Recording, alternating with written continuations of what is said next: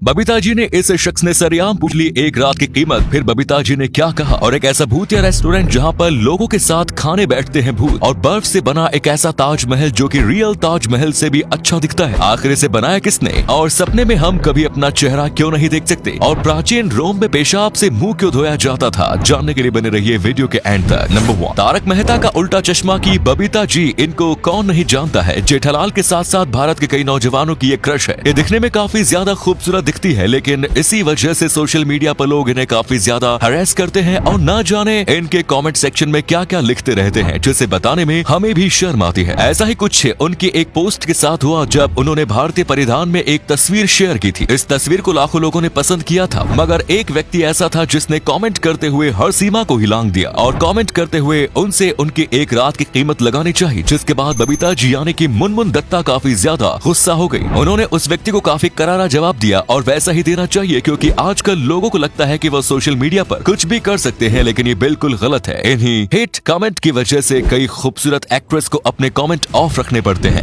Number 2, दोस्तों एक ऐसा रेस्टोरेंट है जिसमें अगर आप 5 सीट बुक करोगे तो आपको बस 4 सीट पर ही बैठने को मिलेगा, क्योंकि 5वीं सीट पर एक भूत आकर बैठेगा। जी हाँ, आपने बिल्कुल सही सुना, लेकिन डरिए नहीं, ये किसी प्रकार का असली भूत नहीं है, बल्कि ये 90 के दशक के वाला नकली भूत होगा। हालांकि इसके बावजूद इस भूत का मेकअप काफी डरावना है और ये भूत काफी अजीबोगरीब हरकतें करते हुए खाने को आएगा, जो कि देखने में बहुत डरावना लगता है। और अगर आप कमजोर दिल वाले हो तो आपको यकीनन डर लगेगा। साथ में इस जगह का माहौल भी काफी ज्यादा भूतिया है। यहाँ पर लाइट बहुत ज्यादा डिम होती है और यहाँ पर अजीबोगरीब आवाजें भी आती रहती है। यहाँ पर सब पर सेट किया जाता है ताकि आपको डराया जा सके। अगर आप बोरिंग से रेस्टोरेंट में जाकर थक गए तो आपको इस जगह को जरूर ट्राई करना चाहिए। यहाँ का एक्सपीरियंस अनबिलीवेबल होगा। भूतों वाले इस रेस्टोरेंट का नाम शैडोज है। नंबर 3, दोस्तों प्राचीन रोम के लोग पेशाब को काफी ज्यादा मान्यता देते थे। इसी वजह से वो पेशाब को कभी भी फेंका नहीं करते थे। शहर में जितना भी पेशाब होता था वो सबको इकट्ठा करके रखते थे और उसे कई अलग अलग कामों में इस्तेमाल किया जाता था। जैसे कि आपको यकीन नहीं होगा, लेकिन पेशाब से कई लोग घर भी साफ किया करते थे। साथ में किसी को चोट लगती थी तो इसके ऊपर भी पेशाब से बना एक लेप लगाया जाता था। इसे और भी काफी अलग अलग कामों के इस्तेमाल में लिया जाता था। लेकिन एक बात आपको चौंका देगी, क्योंकि वहाँ के लोग पेशाब से मुंह भी धोया करते थे और पेशाब को माउथ वॉश के रूप में भी इस्तेमाल करते थे। वैसे तो पेशाब में अमोनिया, नाइट्रोजन और हाइड्रोजन आता है, जो कि काफी अच्छे से साफ सफाई करता है, लेकिन इसके बावजूद पेशाब में बैक्टीरिया होते हैं जो कि बहुत ज्यादा हानिकारक होता है, लेकिन तभी के लोगों को ये पता नहीं था। नंबर 4, जम्मू कश्मीर में इन दिनों बर्फबारी का दौर चल रहा है और गुलमर्ग से कुछ तस्वीरें सामने आ रही हैं जो सबको अपनी तरफ आकर्षित कर रही हैं। इन तस्वीरों में सबसे खास बर्फ का ताजमहल है। बर्फ से बने ताजमहल को देखने के लिए पर्यटक आ रहे हैं। ये सभी तस्वीरें ग्रैंड मुमताज होटल की हैं, जहां पर ये ताजमहल भी बना हुआ है। ये बर्फ से बना ताजमहल असली ताजमहल से भी ज्यादा सुंदर लग रहा है, क्योंकि ये बर्फ से बना हुआ है और काफी यूनिक है। ताजमहल देखने आई एक पर्यटक ने बताया कि मुझे यहाँ आकर काफी अच्छा लग रहा है। आपको बता दें कि ये ताजमहल होटल के स्टाफ ने बनाया है। 16 फीट की ऊंचाई के साथ ये 24 फीट इंटू 24 फीट के क्षेत्र को कवर करता है। ग्रैंड मुमताज होटल में काम कर रहे लोगों का कहना है कि इसे बनाने में करीब 17 दिन का समय लगा था। जैसे ही बर्फ का सीजन जाएगा तो ये धीरे धीरे पिघलने लगेगा, लेकिन जब तक के लिए ये एक टूरिस्ट अट्रैक्शन रहेगा। नंबर 5, आपने ये बात तो जरूर नोटिस की होगी कि सपने में हम कभी भी अपने आप के चेहरे को नहीं देख सकते। तो आखिर ऐसा क्यों होता है? दरअसल जब हम अपने सपने देख रहे होते हैं तब हमारा दिमाग का आधा हिस्सा ही काम कर रहा होता है और बाकी हिस्सा आराम करता है, जिसकी वजह से हमारा दिमाग चीजों को इतनी भी डिटेल से नहीं देख पाता। और हम सपने में दूसरों का चेहरा देखते हैं, वो भी इतना डिटेल नहीं होता। दिमाग उनके चेहरे के साथ तो कॉम्प्रोमाइज कर लेता है, लेकिन वहीं पर वो अपने यानी कि हमारे चेहरे के साथ कॉम्प्रोमाइज नहीं कर पाता, इसीलिए वो हमारे चेहरे को दिखाता भी नहीं है। और अगर कहीं पर भी हमारा चेहरा दिखने वाला होता है तो वो सपने को डाइवर्ट कर देता है और कुछ और दिखाने लगता है और हमारा आधा हिस्सा सो रहा होता है। यही कारण है कि सपने से उठने के बाद हमें कुछ भी याद नहीं रहता। नंबर 6, 18 साल की उम्र को लोग छोटा समझते हैं, लेकिन इस उम्र में कुछ ऐसी चीजें हैं जो आप समझ जाओगे तो आपकी जिंदगी बेहतर बन जाएगी। सबसे पहले कि इस वक्त में आप किसी भी चीज को सीरियसली नहीं लेते। आपको लगता है कि अभी तो काफी वक्त पड़ा है और आप कई बार गंदे लतों का भी शिकार हो जाते हैं और फिर जवानी कब निकल जाती है इसका पता ही नहीं रहता। इसीलिए इस वक्त में आपको बहुत ज्यादा मेहनत करनी चाहिए। और कुछ लोग सोचते हैं कि वो 30 साल के बाद या 25 साल के बाद जी लगाकर काम करेंगे, लेकिन अगर आप अपनी जिंदगी को 18 से 30 साल के बीच में एक अच्छे लेवल पर नहीं लेकर आते तो बाकी बची जिंदगी में आपको बहुत ही ज्यादा मेहनत करनी पड़ेगी और शायद जीवन भर मेहनत करने के बाद भी आप ज्यादा कुछ नहीं कर पाओगे। इसीलिए आपको 18 से 30 साल की उम्र तक बहुत ज्यादा मेहनत करनी चाहिए, क्योंकि उसके बाद आप अपने परिवार के साथ आराम की जिंदगी बिता पाओगे।